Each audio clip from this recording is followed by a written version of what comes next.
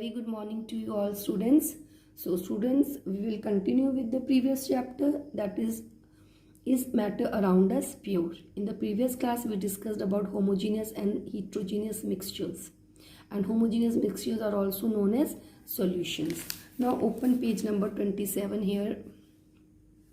Today we will discuss about elements and compounds. Elements and compounds are the pure substances, and we will discuss as to why they are called as, or why they are considered as pure substances, and after that we will come back to homogeneous and heterogeneous mixtures. Okay, now students, please open page number 25. Okay, so what you do, you just read this page number 14, read page number 15. Page number 15 you read only till here. Okay, no, don't read what is a solution. Okay, after that open page number 24. After that open page number 27. Just go through this flow chart and then read what is an element and compound. Okay, so this will make the things clearer to you and you will not have any doubt, instead of reading mixtures first and then this. Okay, so what are elements? Now you see, please underline this. Robert Boyle was the first scientist to use the term element. Okay, what is an element? He defined an element as the basic form of matter that cannot be broken down into simpler substances by chemical reaction. You all know that matter is, what is matter? You all know that matter is made up of particles.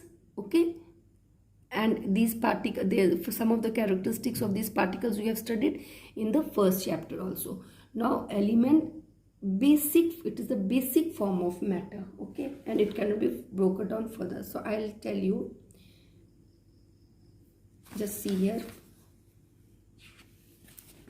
just see in this book, students, just see in this book. Now can you see? I will bring it more closer to the camera. Now see, this is copper. Can you see this? This is copper, and when you will see this under the powerful microscope, what you will find? You will find that this is made up of large number of particles, and all the particles are copper only. Now this is solid state of matter. This is solid state of matter. No, so it consists of particles, and the particles are very close to each other.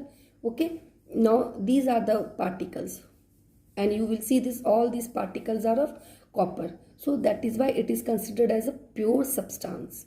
What is the element? Which consists of same type of particles. All the particles are same, and these particles are called as atoms. What are they called? These particles are called as atoms. So here these are the atoms. All this is atoms. Okay, so that is why it is called as a element. Now students, there are large number of elements, and all the elements are not same. Means the elements, different elements have different properties. So what is done, that these elements, they are grouped into 3 groups. They are grouped into how many groups? 3 groups, and those groups are metals. Now the elements belonging to this group, they have most of the properties similar. Then is non-metals and metalloids.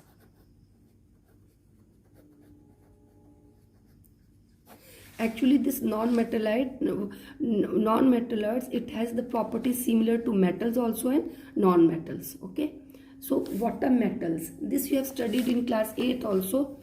It's very easy. They have luster, means they shine. They have silvery gray or golden yellow color. They conduct heat and electricity. Means they allow the heat and electricity to pass through them. They are ductile, can be drawn into wires.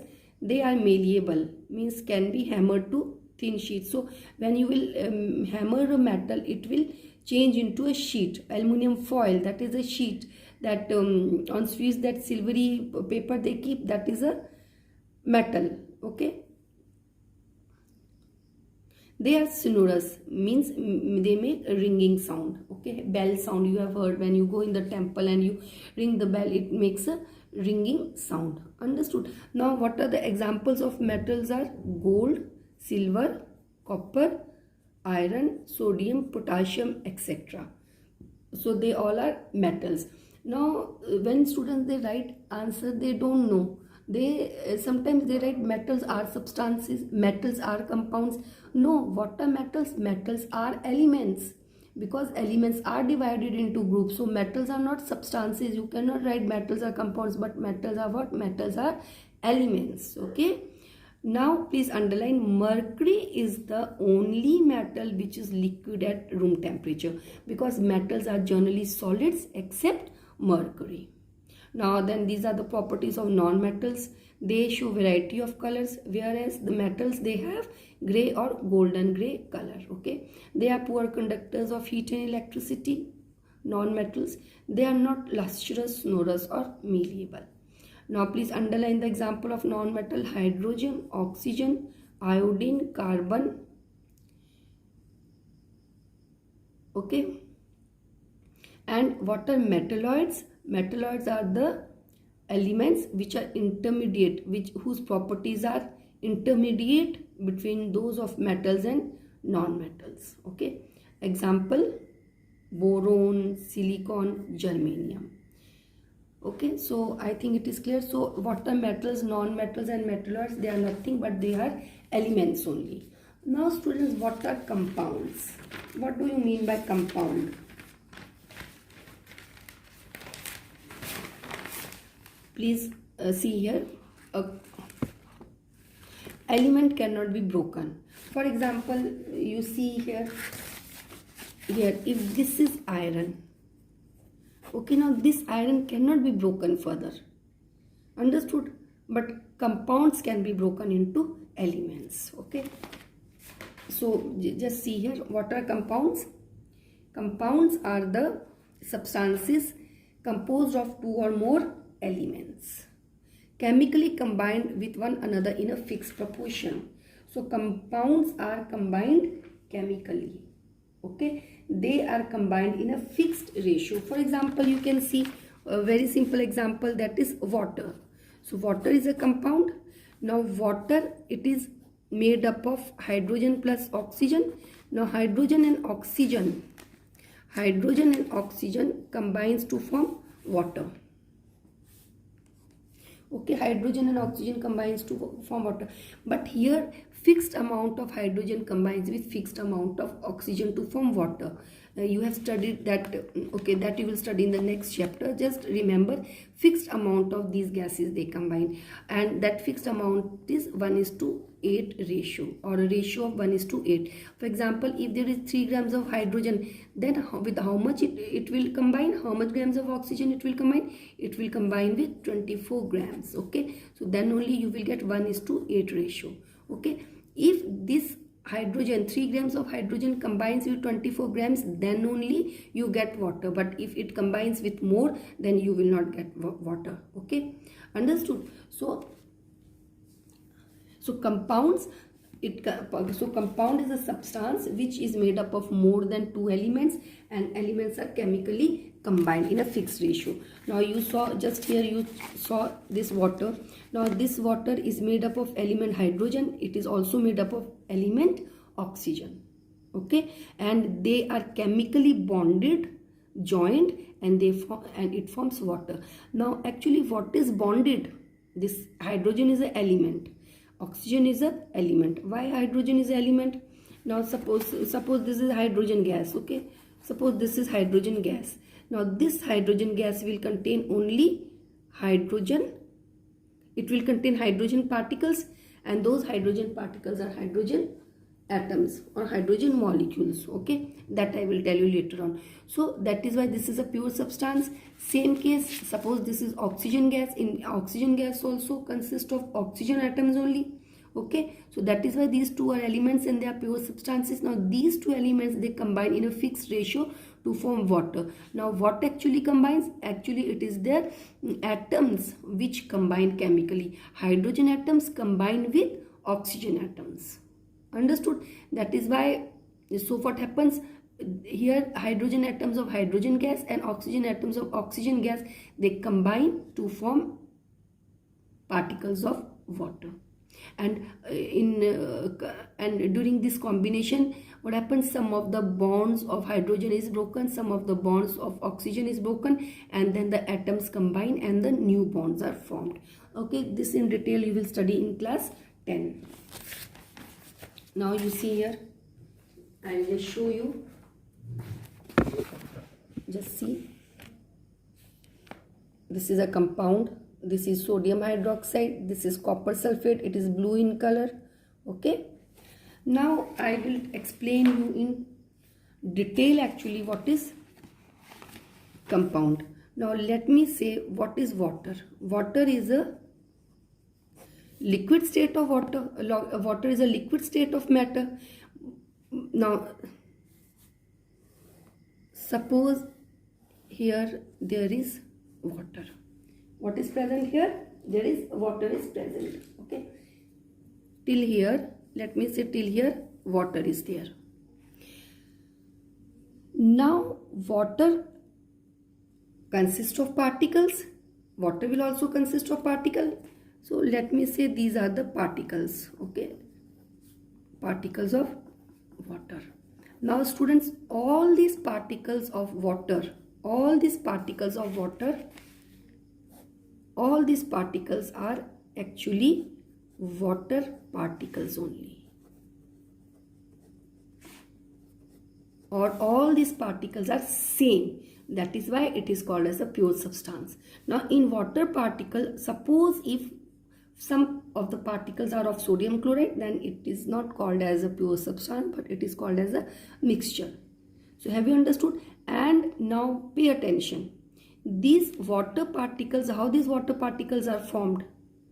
Hydrogen gas and oxygen gas, they combine to form water. Now in hydrogen gas, hydrogen atoms are there. In oxygen gas, oxygen atoms are there. So hydrogen and oxygen atoms, they combine to form water particles. So that is why this is a compound. It is a compound because it consists of more than one element. Whereas in this thing copper, whereas in element all the particles were same. Okay, all the particles were same. You saw in a example in copper. In copper all the particles were of copper. Okay, only copper, okay, in element. But in compound it has hydrogen also, oxygen also. So it has the particles of hydrogen also, oxygen also, but they are not separate. They combine and they form these single particles called as water particles. But here these water particles are made up of particles of hydrogen and oxygen. I hope it is clear to all of you. So that is why water is called as a compound. Now students, please see. Suppose this is copper wire or copper rod. So it consists of copper, just you saw before. Okay, I'm not drawing the actually this is rough diagram. You consider it as rough diagram. So suppose this is copper. Okay, all these are copper particles, all. Okay, this all are copper. So it is only copper particles, all same, one only, one type of particles. Okay, now students, these are called as atoms. But here, okay, now, but here if you take the case of water, total how many particles are present? You take one particle. Okay, let us take this particle. This is water particle. So how many atoms are present here? Hydrogen, how many atoms? 2 atoms of hydrogen plus 1 atom of oxygen, 2 atoms of hydrogen and 1 atom of oxygen, or 2 atoms of hydrogen from hydrogen gas and 1 atom of oxygen from oxygen gas. They combine chemically and they form this H2O particle. And this H2O particle is called as molecule here. What it is called? Molecule. Why it is called as molecule? Because how many total atoms it has? It has total of 3 atoms. How many atoms it has total? 3 atoms. Understood? So more than one atom, we call it as molecule. I hope it is clear to everyone nicely. What is a molecule? What is a atom? But whereas in case of copper, there were only one atoms. Okay. Now I also want to say you one thing. Now students, hydrogen is a gas. Okay. So hydrogen is a gas means hydrogen gas consists of large number of particles which are same, and these particles are atoms, hydrogen atoms. But students, here in hydrogen gas, okay, in hydrogen gas, particles, they always occur as molecules. Now hydrogen gas, okay, hydrogen, suppose I'm saying suppose, okay, this is hydrogen gas, okay, let me say this is gas, hydrogen gas. So this hydrogen gas will contain what? Hydrogen atoms, only hydrogen atoms. Now these hydrogen atoms are unstable and they combine with one another. This hydrogen atom is unstable, this is unstable, they will combine, okay, and they will form hydrogen molecule. So in hydrogen gas, the particles are in the form of molecules. So this is hydrogen, okay. So how many atoms are there? 2 atoms are there. So that is why we call it as a molecule. More than one atom, we call it as a molecule. So now see, this is what? This is 1 particle, 2 particle, 3 particle, 4 particle, 5, 6, 7, 8 particle. Okay. So this is one molecule. Can I call this particle as molecule? Yes, I can call. So this is one molecule. So one molecule contains how many atoms? 2 atoms. Now if I take this also, okay, if I take another one also, here I will do. Can you see? This is 1, this is 2, this is hydrogen, this is also hydrogen. This is one molecule, this is another molecule. 2 molecules. In one molecule 2 atoms. Here also 2 atoms. 2 plus 2, how many atoms? 4. So in 2 molecules there will be 4 atoms. I hope it is clear to everyone now. You don't have any confusion.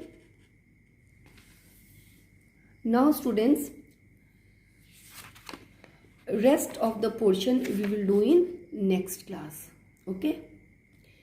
The difference between this mixture and compound, that we will do in next class. But it is very much important for you to understand what is element and what is compound, because this is the basis of chemistry. If you understand this thing, then advanced things are easy. So if you have any doubt, please clarify your doubts. There are only 2-3 students who have doubt or who clarify the doubts, or I think that they are the only ones who attend the classes seriously. Okay. Anyway students, please concentrate in your studies and revise the previous portion also which is taught to you. Thank you students. Have a nice day.